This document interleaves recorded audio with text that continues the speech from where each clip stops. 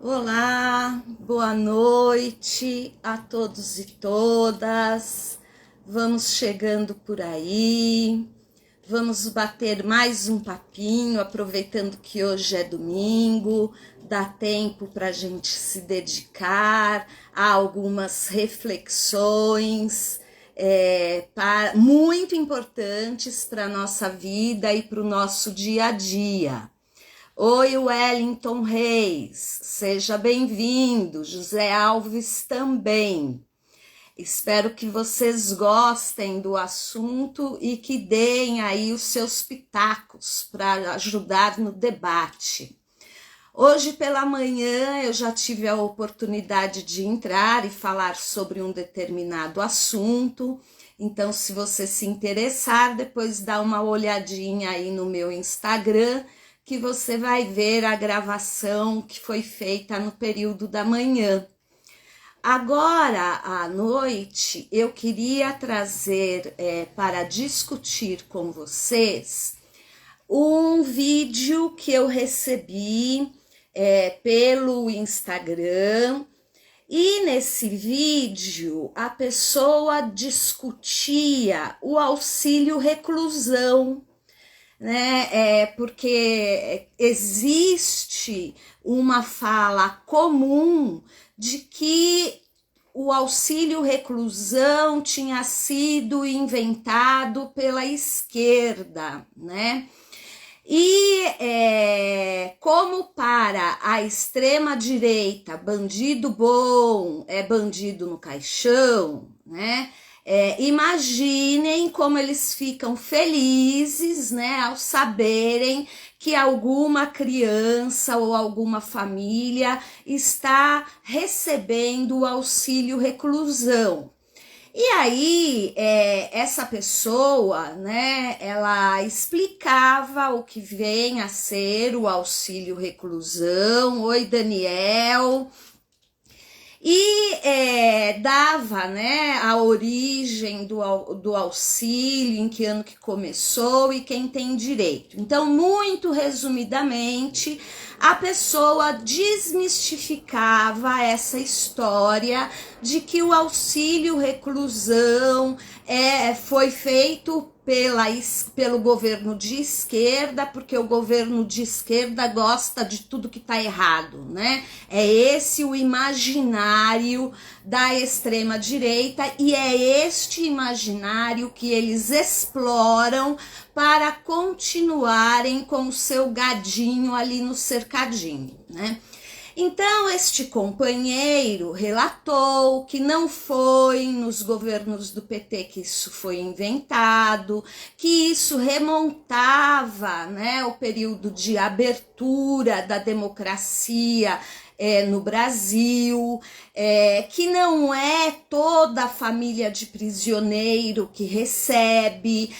Para a família do prisioneiro receber esse auxílio reclusão, o prisioneiro tem que atender a uma série de requisitos, inclusive de trabalho. Então, se tem um período lá que o prisioneiro não chegou a contribuir, né, com imposto, com carteira assinada, a família não tem direito a esse auxílio. E outros requisitos mais que eu não vou lembrar agora de cabeça, né? Oi, Leleque.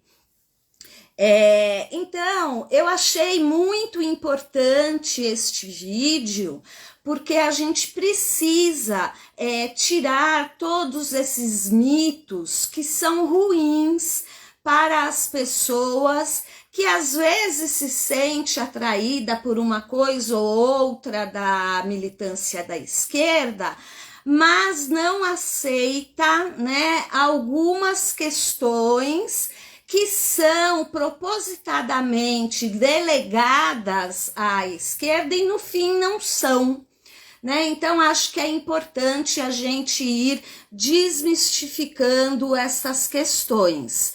Boa noite, Lúcia Aguiar. Aí recebi um outro vídeo, né, em que um companheiro questionava essa nossa fala de que onde já se viu pobre não apoiar a esquerda e apoiar o empregador, né? Apoiar a elite. Aí esse companheiro questionava: quando você vai falar, né, com um trabalhador que é ciente da sua pobreza, se você for falar de valor de salário mínimo aumentar, ele vai concordar. Ele vai concordar que se invista mais em saúde, que invista mais em educação, ou seja, todas essas pautas comuns, né, que a gente está sempre batalhando por elas, este trabalhador que se identifica com a direita, ele concorda com essas pautas. Ele discorda do trabalhador de esquerda quando envolve a questão religiosa e moral, né? Então, aí ele se identifica mais com a pauta conservadora, ou seja, ele tem medo, né, de que a educação ou a sociedade, de alguma forma, transforme os seus filhos como integrante da população LGBTQIA+, né? Ele tem medo que o filho abandone a religião que é da família, né? Então, toda essa pauta moralista que os conservadores defendem vão de encontro a este trabalhador que é pobre, mas que também é conservador, né? Quando se trata da dignidade humana, dos direitos humanos. Então, eu resolvi trazer esse assunto hoje para nós discutirmos, para nós tirarmos este mito, né, de que a esquerda defende vagabundo, que a esquerda defende casamento entre iguais, né, homem com homem, mulher com mulher. Tirar o mito que é a esquerda a responsável por educar as crianças e transformá-las, né, em algo que não seja binário, né, homem, mulher, né, que tenha aí um leque de opções e de escolhas. Como que a gente pode combater isto? Com informação.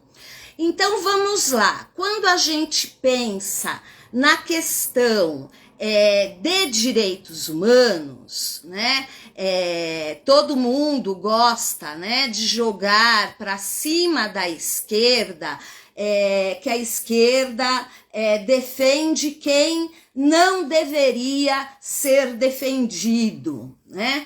Então nós temos que lembrar a estas pessoas que a Declaração Universal dos Direitos Humanos foi criada em 1948, logo após o término da Segunda Guerra Mundial, né? E que foi proposta a assinatura de todos os países para que nós conseguíssemos nos respeitar mutuamente e evitar ao máximo os conflitos. Então, questões importantes como a religião, né, a opção da orientação sexual, que provoca, né, muito desentendimento, são tratadas dentro da Declaração Universal dos Direitos Humanos. Então, se nós estamos falando de uma declaração que foi escrita e assinada pelo Brasil em 1948, nós não estamos falando de PT, né? Nós não estamos falando de esquerda brasileira. Houve um comitê, uma assembleia internacional que pensou em todos os direitos humanos fundamentais, básicos, né? E escreveu uma carta onde os direitos das pessoas encontrariam um respaldo para serem respeitados no mundo todo. Então, na Declaração Universal dos Direitos Humanos, tem até um site da Unicamp que trata deste assunto e eu vou passar para vocês poderem dar uma investigada caso vocês queiram. Na Declaração Universal dos Direitos Humanos, existem 4 artigos básicos que falam sobre a diversidade sexual e de gênero. Então, se você for no site da Unicamp, você vai encontrar no Jornal da Unicamp, de 25 de junho de 2018, um artigo escrito pela Regina Facchini, onde ela cita os artigos 2, 3, 5 e 7 como artigos da Declaração Universal dos Direitos Humanos, que defende os direitos da comunidade LGBTQIA+, né? Essa expressão, ela surge agora há poucos anos. Antigamente nós tratávamos erroneamente até, né? Todos como homossexuais, e depois, conforme as pessoas foram criando consciência de luta, de condição humana, né, e de direito de expressar a sua orientação, eles foram separando e especificando com nomes cada uma destas orientações. Então, quando a Declaração Universal dos Direitos Humanos é escrita, ela defende, né, o ser humano e a sua liberdade de escolha e expressão de sua orientação sexual através dos artigos 2, 3, 5 e 7. Com base nessa Declaração Universal dos Direitos Humanos, nós vamos ver a nossa Constituição Federal de 1988 ser escrita resguardando esta Carta de Direitos que o Brasil assinou em 1948. Então, estamos falando de 2 datas em que o PT, em que a esquerda não estava no poder, né? Então, precisamos quebrar este mito de que quem defende direito humano é a esquerda. Não existe partido político para isso, e a esquerda nem era poder no Brasil quando estas legislações foram assinadas. Nem a Declaração Universal de Direitos Humanos, nem a Constituição Federal de 1988. Né? Então, isso tem que ficar bastante claro quando nós formos discutir com os trabalhadores que se identificam com as pautas conservadoras e por causa delas não se unem a nós na esquerda em defesa dos interesses dos trabalhadores. Ou seja, essa população, né, que a gente chama comumente de pobre de direita, ela concorda com as pautas da esquerda, várias delas, mas admite pagar o preço literalmente, né? Não ter aí um grande ganho em direitos trabalhistas e salariais, em função de querer manter a sua família dentro de uma sociedade conservadora.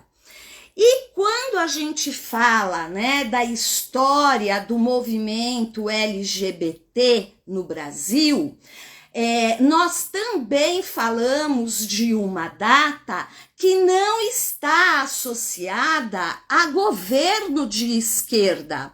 Se vocês abrirem e procurarem aí o site estude.com.br, estude é STOODI,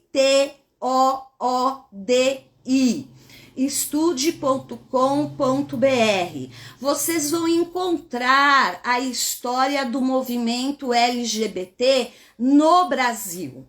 A história do movimento LGBT no Brasil começa em 1978, ou seja, até mesmo antes, né, de terminar a ditadura militar. Então, com certeza, não tem nada a ver com o governo de esquerda. Então, para quem está chegando agora, né, estamos falando sobre quebrar mitos da esquerda para atrair os pobres de direita, né? Aquele trabalhador que está ao lado do patrão, está ao lado do empregador, porque ele reconhece na pauta conservadora da elite aquilo que ele deseja socialmente para a sua família, né? E principalmente quando falamos da questão da orientação sexual. Não é à toa que o atual presidente da República foi eleito difundindo uma grande fake news, que era a tal da mamadeira lá de piroca que todo mundo fala, né? Falando sobre livros que os governos de esquerda tinham adotado nas escolas públicas, que ensinavam sexo para as crianças, né? Então, nós precisamos quebrar esta ideia dos pobres de direita, de que esses direitos humanos que dão liberdade de expressão religiosa, que dão liberdade de expressão da sua orientação sexual, tenham sido escritos por governos de esquerda, né? Então, estas 3 datas são muito importantes que vocês guardem quando vocês forem conversar, dialogar com alguém que seja, né, enquadrado dentro disso que a gente chama pobre de direita, né? Então, 1948, a primeira data, logo após o término da Segunda Guerra Mundial, que é escrita e a grande maioria dos países assina esta carta, né? A Declaração Universal dos Direitos Humanos, que vai defender, como nós vimos aqui em 4 ou 5 artigos, a liberdade, né, de expressão, de escolha, de orientação sexual, religiosa, etc. e tal. Então, primeira data, 1948, Declaração Universal dos Direitos Humanos. A segunda data importante é 1978, 30 anos depois, que começa no Brasil o movimento LGBT. 1978, estamos falando do período em que o Brasil ainda era uma ditadura militar e está muito distante da abertura democrática, né, que começa lá em 1984. Certo? Então, o movimento LGBT no Brasil começa em 1978, durante a ditadura militar, quando nem havia ainda a possibilidade de um governo de esquerda no poder, né? E a terceira e última data que vocês têm que ter em mente é 1988, quando a Constituição Federal do Brasil é escrita, né, e não era num governo de esquerda. E o que a Constituição Federal faz em relação aos direitos universais das pessoas brasileiras ou que vivem aqui no nosso país é justamente respeitar o que é indicado na Declaração Universal dos Direitos Humanos de 1948. Então, eu espero que com essa minha fala eu tenha contribuído para que a gente comece a quebrar essa barreira que o trabalhador conservador tem em relação a nós que somos progressistas, somos da esquerda, né? Para que a gente consiga trazer informação, esclarecimento, que eles possam procurar esses documentos, lerem esses documentos e verificarem que não foram escritos por governos de esquerda.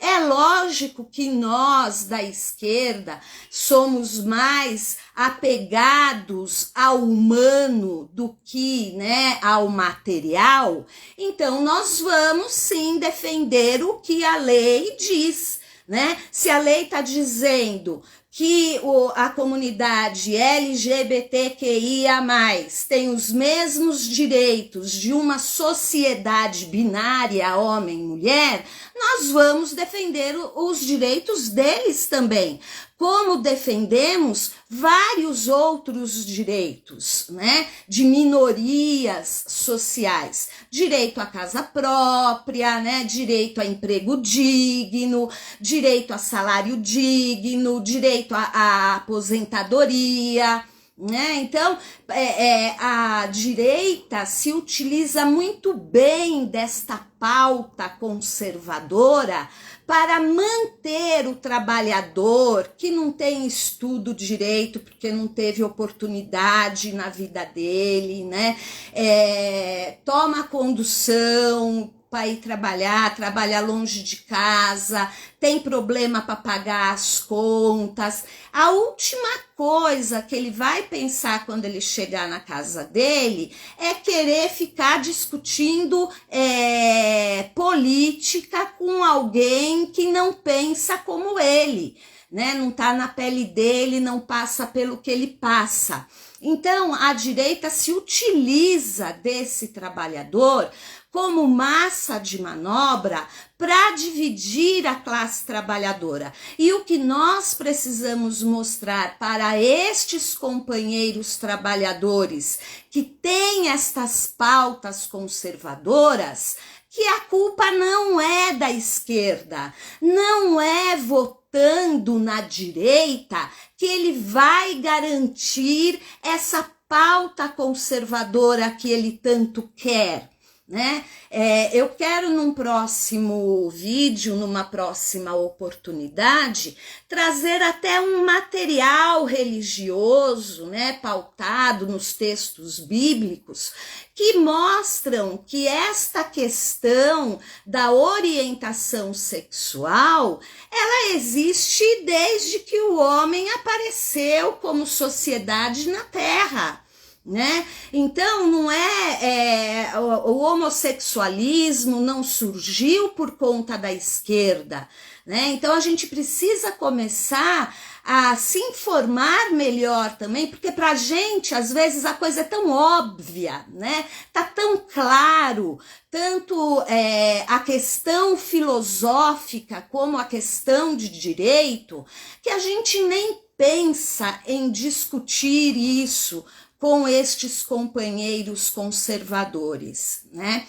E é muito importante que a gente comece a trazer este pobre de direita para o nosso lado, tanto para a melhoria da vida dele e da nossa sociedade, como também em função de que o 1º de maio, Dia do Trabalhador, está sendo pautado também pela direita conservadora. Né? Então, eles vão disputar as ruas conosco no dia 1º de maio. E nós precisamos mostrar para estes trabalhadores quem de fato está do lado dele. Começando já também por esclarecer o que é o dia 1º de maio, que é o dia... Travou? Daniel está dizendo aqui que travou. Voltou, Daniel? Dê-me aí uma luz para eu saber se está tudo bem. Então, nós precisamos explicar para os nossos companheiros que o dia 1º de maio, ele é dia do trabalhador, porque a direita diz que é o dia do trabalho, né? Então, lógico, né? Há toda uma ideologia por trás disso. Eles não sabem que é dia do trabalhador? Claro que eles sabem, mas eles têm, né, um caráter ideológico que eles querem difundir quando eles colocam na cabeça dos seus empregados que 1º de maio é o dia do trabalho. Nós precisamos, junto desta discussão, esclarecer que o mais importante nesta relação trabalhador e empregador é o trabalhador e não o empregador. Porque não adianta você ter dinheiro para abrir um negócio se você não tiver força trabalhadora para te ajudar no teu projeto, né? Então, são pequenas coisas que às vezes a gente acha que são óbvias, que estão claras na cabeça de todo mundo e não está, tá bom? Então, eu vou encerrando meu vídeo por aqui, agradeço a todos que apareceram por aí e tiveram paciência de me ouvir, né? O Wagner Nascimento, meu companheiro de programa, todas as quartas-feiras, às 20 horas, no YouTube, no canal Foco e Ação. Né? A gente sempre traz alguém que venha falando da sua história e da sua experiência dentro de ações sociais, né? Que o que interessa é sair dessa coisa do falatório e botar a mão na massa. Então a gente procura trazer bons exemplos práticos para quem nos segue lá no YouTube. Obrigada, Julice, Zequinha, Sebastian, Barros Lima, e a todos que estiveram presentes por aqui e eu estava desembestada no meu falatório e não pontuei. Obrigada pela audiência, bom término de domingo e que a nossa semana seja uma semana abençoada em todos os sentidos. Quem puder e tiver interesse, veja o vídeo que eu gravei hoje de manhã aqui no Instagram também, tá bom? A gente falou sobre coisas importantes. Até o próximo vídeo, então. Um beijo para todo mundo. Fui!